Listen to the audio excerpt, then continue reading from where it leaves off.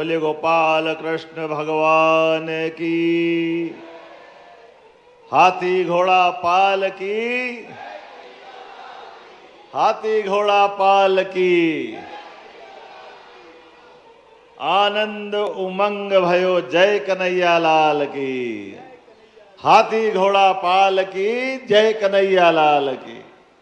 चंदेरी के आज जोश, उत्साह और उमंग भरे वातावरण में भगवान कृष्ण का जो जन्मोत्सव मन रहा है, ऐसा लग रहा है कि मथुरा भी शर्मा जाएगी हमारे चंदेरी के आगे। ये वातावरण आज यहां बना है। क्या जोश, क्या उमंग। बरसात से होड़ लगी, बारिश हो रही है, गीले हो रहे हैं, लेकिन दौड़ रहे हैं आगे आगे अपने अपने ढंग से, जिसको जैसा लग रहा है। हमारा कन्हैया ऐसा आकर्षित करता है, जैसा ऐसा लग रहा कि हमारे अभी हाल बिल्कुल थोड़ी देर पहले चौराहे पे ही मिले हो हमारे को, अभी बुला ही रहा है जैसे आशीर्वाद देने के लिए। जोरदार करतल ध्वनि से अपना देवता का अभिनंदन करें। कितने रूप में पूजा जाता है उनको, कितने रूप में, कौन कौन से रूप की बात करें। कोई एक रूप हो तो बताओ। एक व्यक्ति कितने प्रकार के जीवन जी सकते हैं, लेकिन सब में जी करके कमल के पुष्प की तरह किसी में लिप्त नहीं, सबसे निर्लिप्त, सबसे ऊपर। मैं अभी विस्तार से बात करूंगा। इसके पहले मंच पर हमारे अपने यहाँ के विधायक, पहले हमारे प्रभारी मंत्री राकेश जी के लिए जोरदार तालियां बजाओ। उनने रसखान की सुंदर पंक्तियां सुनाई। इसी के लिए तो भारतीय जनता पार्टी जानी जाती है। हमारे यहां हिंदू मुसलमान का भाव नहीं है। हमारे यहां परमात्मा को, सृष्टि को, समष्टि को, व्यष्टि को समझने वाले लोग चाहिए। इसलिए रहीम, रसखान यहां की माटी में अपने आप को जोड़ करके चले तो आज सदियों से उनका हम स्मरण करते हैं। लेकिन सावधान, जो यहां का खाता है और कहीं और का बजाता है, ये नहीं चलेगा। भारत के अंदर रहना होगा तो रामकृष्ण की जय कहना होगा। इनके बाहर कुछ नहीं है। हमारे अपने देश के अंदर हम सबका सम्मान करना चाहते हैं, हम किसी का अपमान नहीं करते हैं। हमारे देश के अंदर पवित्रता के बलबूते पर कितना अच्छा लगता है। आज मैं चंदेरी के हस्तशिल्प के उस अलग से चंदेरी की साड़ी बनाने वाले, कौन सा कैंपस बोलते हैं उसको, हैंडलूम पार्क में गया। क्या हिंदू, क्या मुसलमान, क्या धूमधाम से मेहनत कर रहे हैं। जोरदार तालियां बजाओ सभी के लिए। ये पवित्रता का भाव चाहिए। हम तो सर्वे भवन्तु सुखिनः, सर्वे सन्तु निरामया, सबके लिए पवित्रता का भाव रखते। भाई आपकी पूजा पद्धति कोई भी होगी, आप किसी भी धर्म को मानते हो, सब छूट है आपको, लेकिन सबसे पहले देश की देशभक्ति भी चाहिएगी। देशभक्ति के बिना कुछ नहीं हो सकता है। देश है तो हम सब रहेंगे, इसलिए देशभक्ति की जरूरत है। हमें इस बात की प्रसन्नता है आज के इस अवसर पर हमारे यहाँ के लोकप्रिय विधायक, इनका नाम ही जगन्नाथ, उड़ीसा, क्या नाम है, किसके भात किसके हाथ, क्या है कहावत, जगन्नाथ के भात जगत पसारे हाथ। जय जगन्नाथ, वाह, जोरदार ताली बजा, जय जगन्नाथ। जगत के अंदर अपनी आस्था की ज्योति जगाने वाले और सबके लिए भरपेट भोजन, सबके लिए भात, सबके लिए आशीर्वाद देने वाले। अरे यही तो एक नाम भगवान कृष्ण का जय जगन्नाथ भी तो है। जोरदार अभिनंदन करो। क्या बलभद्र और कृष्ण भगवान की रथ यात्रा निकलती है, पूरी दुनिया तरसती है उनको देखने के लिए। वो रथ भी हर बार इतना बड़ा भारी बनता है, पूरा देश आनंद में डूब जाता है।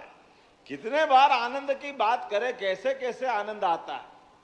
जीवन में अगर जन्म लेना हो और जीवन सफल करना हो तो पृथ्वी लोक पर देवता भी जन्म लेने के लिए तरसते हैं, और हम तो और भाग्यशाली हैं, भगवान रामकृष्ण की धरती पे जन्म लेते हैं, ये हमारे कई जन्मों का पुण्य है।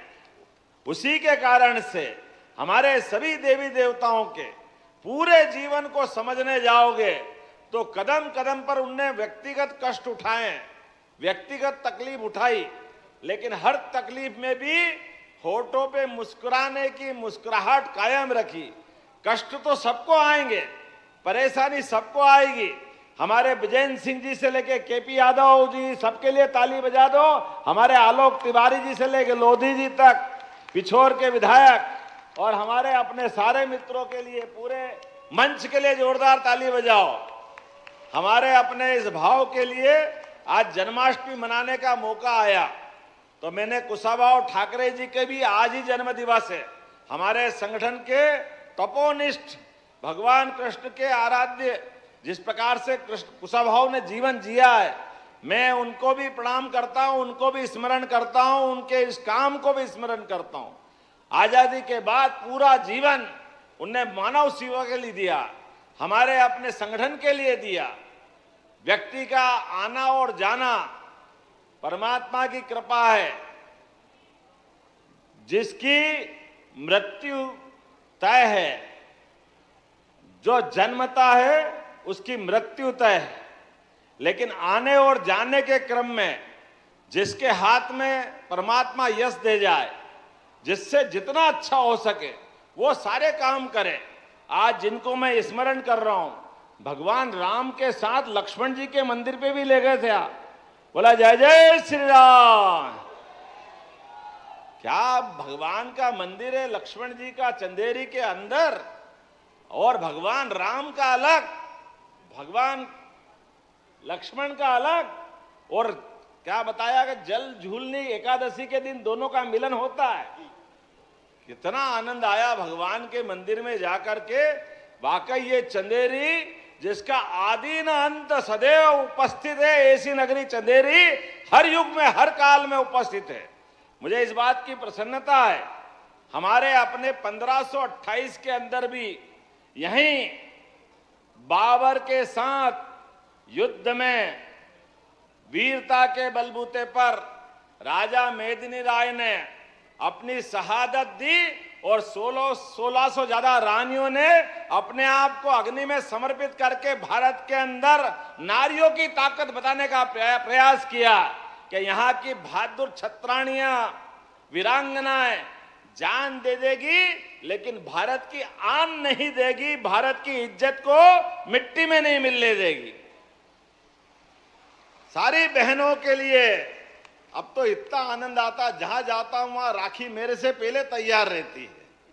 और रक्षाबंधन का तो आनंद ही है, और भगवान कृष्ण को याद कर तो फिर ये ध्यान में आता है 5000 साल पहले बहन और भाई का संबंध क्या होता है, एक दूसरे की रक्षा कैसे की जाती है।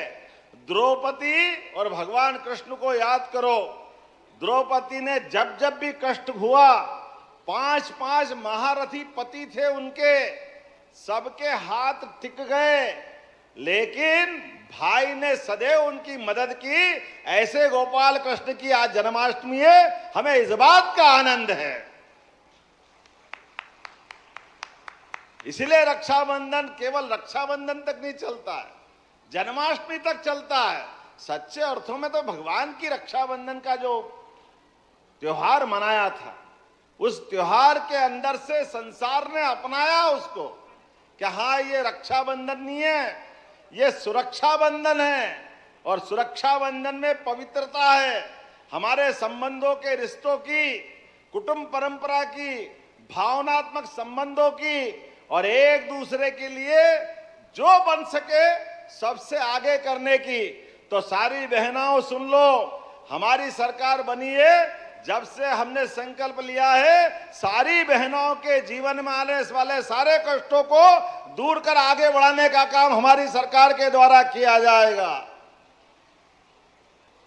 हमारे कई विरोधी कहते हैं ये योजना बंद हो जाएगी, अब लाडली बहना बंद हो जाएगी, ये नहीं दे सकते, पैसे है नहीं। अरे तुम रोज कहते रहो, रोते रहो, रोते रहो, हम देते रहे, देते रहे, देते रहेंगे, लगातार ये योजना चलती रहेगी। अरे बहन बेटी का भला नहीं करेंगे तो किसका करेंगे? हमारे तो देश की विशेषता ये है, हमारा देश एकमात्र 200 से ज्यादा देश दुनिया में है, बड़े बड़े देश, अमेरिका, रूस, चीन, जापान, इंग्लैंड, लेकिन वो कोई भी अपने संबंध माता बहनों से नहीं जोड़ते। वो पुरुष प्रधान संस्कृति के माते से जाने जाते हैं। इसलिए कोई अमेरिका माता की जय नहीं बोलता है, कोई इंग्लैंड को माता नहीं बताता। इन दुनिया के अंदर कोई देश माता से जोड़ता अपना संबंध, वो एकमात्र देश है भारत। इसलिए बोलते हैं भारत माता की। यह हमारी संस्कृति है। जैसे ही माता बोलते हैं, माता का वात्सल्य, माता का प्रेम, माता का स्नेह, बहन का दुलार, ये अद्भुत संस्कृति है, अद्भुत। दुनिया तरसती है इस बात के लिए। और इसी का कुछ बात कर लें अगर जन्माष्टमी के साथ, कभी कल्पना करो तो सिहर उठोगे। यशोदा मां के लिए नंद बाबा के घर में नंद घर आनंद भयो, ये जय कन्हैया लाल की इतनी धीरे से बोलोगे तो मजा नहीं आएगा। नंद घर आनंद भयो, ये जो जय कर रहे हैं, कन्हैया लाल की जय कर रहे हैं, ऐसे नंद बाबा और यशोदा मां के लिए उनके कष्ट को याद करोगे तो आंखें भर आएगी, आंखें, कलेजा फटेगा। यशोदा मां ने भगवान कृष्ण के अपने घर में आश्रय देने के लिए, भगवान के लालन पालन के लिए अपनी सगी बेटी को वसुदेव देवकी को दिया। वो ये जानते हुए कि ये बच्ची जो दे रहे हैं ये बचेगी नहीं, लेकिन अपनी दोस्ती की मिसाल नंद बाबा और वसुदेव की, कि मेरे मित्र का बच्चा सुरक्षित रहना चाहिए, इस संसार में आतंक का अंत होना चाहिए। कभी कल्पना करो अपने बच्चे को, कोई नवजात बच्चा घर में हो और किसी दोस्त को आप ऐसे दे दो मरने के लिए, कोई सोच सकता है ऐसा क्या? अपन कल्पना करो अपने कलेजे को, टुकड़े को किसी की गोदी में दे, वो रोते हुए बच्चा दिख जाए तो मां छीन लेती है कि भैया ये रो रहा, मेरे को वापस दे दो। लेकिन मौत के लिए, मरने के लिए देना, यशोदा मां का वाकई कितना बड़ा योगदान है। हम उनका याद करें ताली बजा करके अपने इस संस्कृति के लिए। नंद बाबा यशोदा मैया ने अपने कलेजे से ज्यादा टुकड़े को मानकर भगवान कृष्ण को पाला पोसा। अपने बच्चों को तो मौत के मुंह में जाने दिया, लेकिन भगवान कृष्ण के लिए भूल से कांटा लगने की तो बात छोड़ दो, कोई की काली निगाह भी पड़ जाए तो यशोदा मां को नींद नहीं आती थी। कोई दूसरे के बच्चे को कितना प्रेम कर सकता है, यह भगवान कृष्ण के उस जीवन से सीख सकते हैं। और भगवान ने भी मां के साथ जो संबंध और लीलाएं की है, आज भी कोई भी मां बेटे को याद करना हो तो देवकी को याद नहीं करते, यशोदा और कृष्ण भगवान को याद करते हैं। कि मां बेटे का संबंध हो तो हर घर कन्हैया हो और हर घर यशोदा हो। यह हमारी संस्कृति है, इसके कारण से हम जाने जाते हैं। इसीलिए कल हमने धूमधाम से जन्माष्टमी की शुरुआत में इंदौर के अंदर बड़ा भारी कार्यक्रम किया। 5000 बहना यशोदा मैया बन के आई और अपने भांजे को कृष्ण भगवान बना के लेके आई।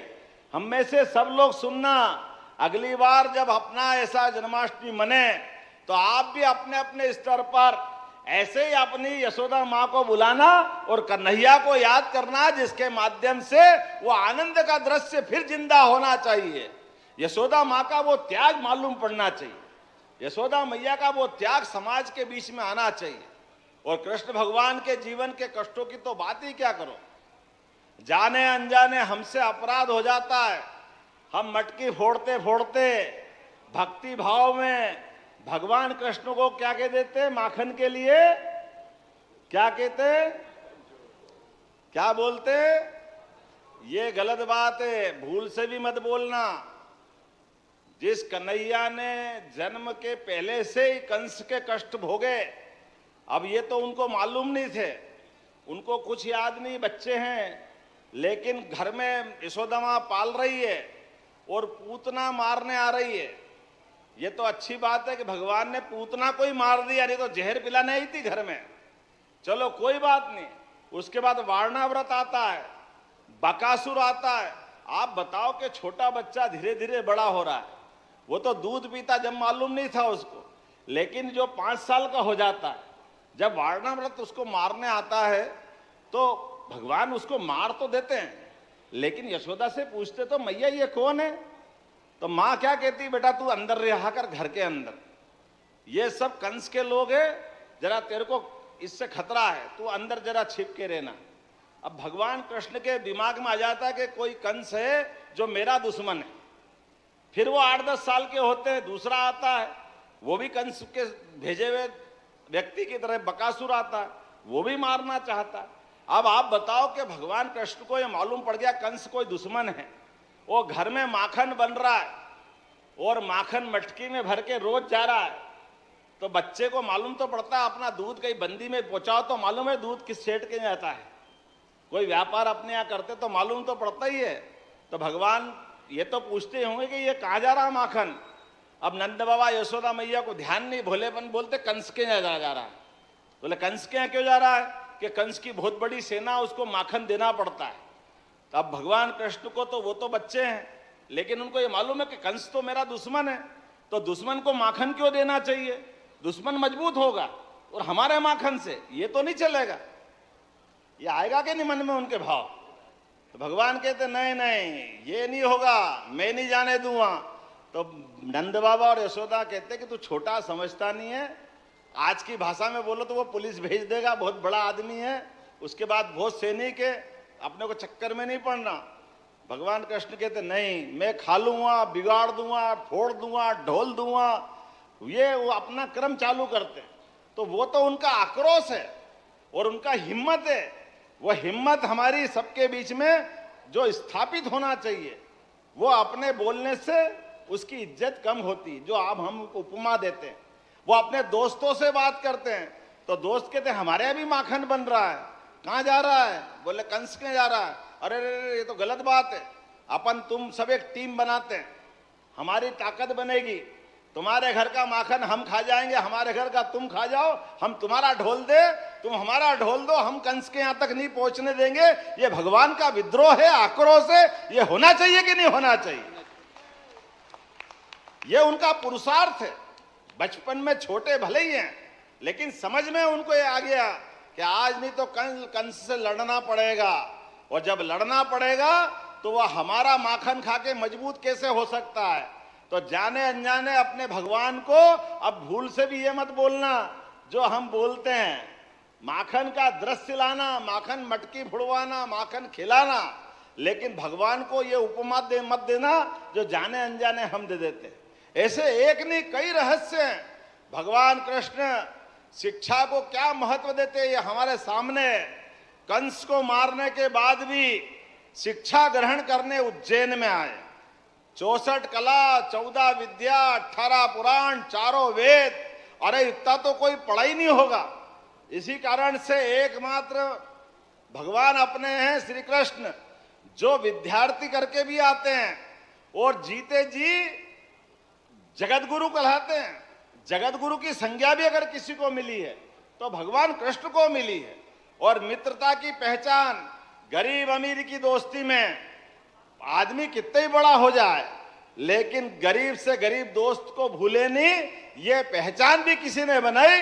तो भगवान कृष्ण की अपनी सुदामा से मित्रता का प्रसंग हम सबको मालूम है अपने दोस्त के साथ का, और सबक भी कितना बड़ा देते हैं। दोस्त की इज्जत बनाए रखने के लिए सुदामा, तो आप अपन याद करो स्कूल का जीवन वाला कोई मित्र, अपन नाम भूल गए होंगे, लेकिन वो महाभारत का युद्ध भी हो गया, द्वारकाधीश हो गए, तब मेले कुचेले कपड़े में एक गरीब व्यक्ति वहां आता है और वो बताता कि मैं सुदामा हूं, तो द्वारपाल और बाकी अधिकारी भगा देते, बड़ी मुश्किल से वो मानता नहीं, तो बताते कि कृष्ण भगवान से कहते कोई सुदामा आया है, दौड़े दौड़े आ जाते हैं। और आने के बाद हम सबको याद है, अपने मित्र को उसकी हालत देख के भगवान को आंसू आ जाते हैं। 1 दिन 2 दिन 3 दिन लगातार 6 महीने तक रखते हैं। सुदामा परेशान है कि मेरे को जल्दी जाना, मेरे घर बच्ची की शादी करना, मकान है ही नहीं, गरीबी हालत बहुत खराब है, सुबह खाओ तो शाम के ठिकाने नहीं पड़ते हैं, कुछ मिल जाए। लेकिन कृष्ण भगवान कुछ नहीं देते हैं। 6 महीने में अपने बड़ी मुश्किल से 5 महीना 6ठा महीना, तब वो कहता कन्हैया तू नहीं मानेगा लेकिन मेरे को जाने दे। भगवान कहते हाँ आप चले जाओ। 6 महीने रोकने के बाद जब भगवान के घर से वो जाने लगता द्वारका से, भगवान एक चवन्नी भी हाथ में नहीं रखते। अब सुदामा जी को ये टेंशन हो जाता कि मैं आया काहे के लिए था, इतने दिन से यहाँ बैठा हो, खाने पीने के लिए थोड़ी था। बेचारे को याद आने लगी मेरी श्रीमती क्या कर रही होगी, बच्ची का क्या होगा, ब्याह शादी क्या करेंगे, उनको तो वो तनाव था। लेकिन इस तनाव के बाद भी कन्हैया पसीजते नहीं है, उनको घर में से भेजते तो रथ में, लेकिन हाथ में कुछ नहीं देते। लेकिन कोई बात नहीं, अब क्या कर सकते, मन में आदमी है, गुस्सा करते करते जा रहा है सुदामा जी।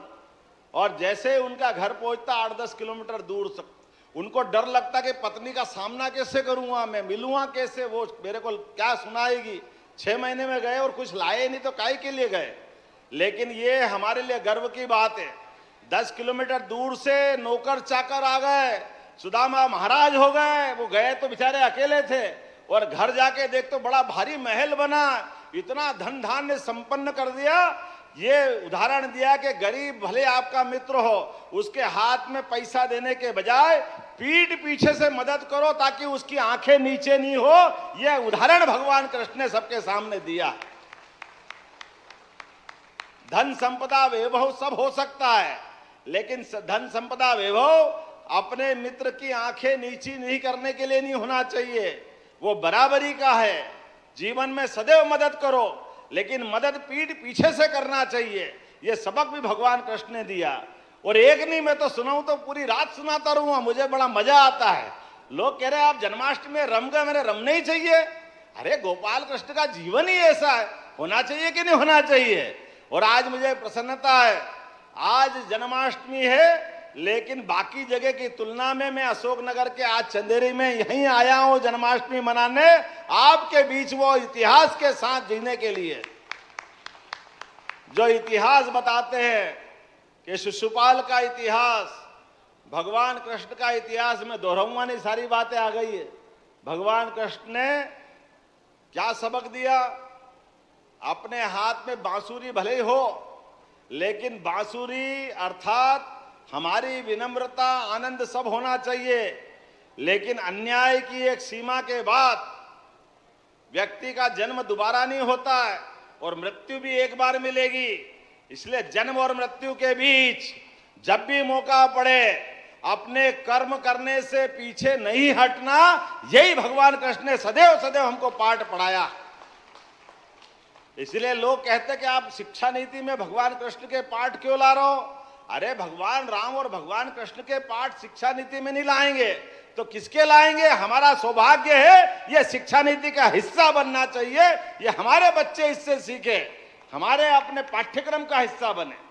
मैं आज के इस अवसर पर बहुत सारी बातें यहाँ हुई है, लेकिन आज मैं आया था अपने काम के लिए। अब मुझे मालूम नहीं कि यहाँ मुंगावली में कार्यक्रम कर रहा है, वो चंदेरी वाला अलग है, मेरे को क्या मालूम, नहीं तो कहता एक ही जगह कर लो, दूसरी तरफ मत ले जाओ। लेकिन कोई बात नहीं, जन्माष्टमी का दिन है, आज बहुत पवित्र दिन है। आप भी जो जो मांगोगे भगवान कृष्ण को साक्षी रख के सब कुछ देने की घोषणा करता हूं।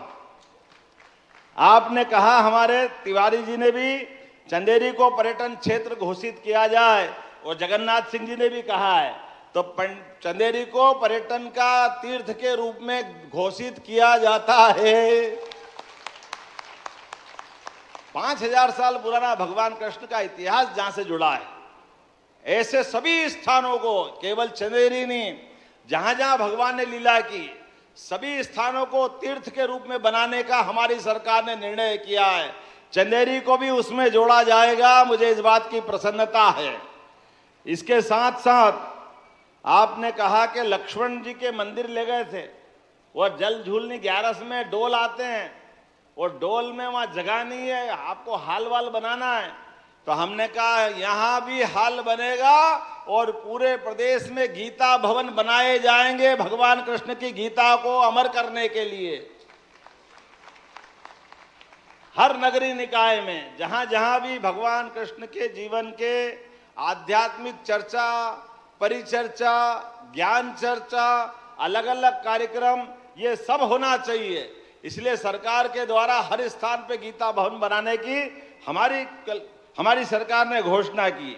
मुझे बता गया है ये मुस्कान बेटी ने कोई पर्वतारोहण में बहुत बड़ा काम किया, तो 4 लाख रुपए उसको भी देने की यहीं से घोषणा करता हूं, जिसने बहादुरी का बड़ा रिकॉर्ड बनाया। आपने कहा कि नई सराय में कॉलेज खोलने की घोषणा है।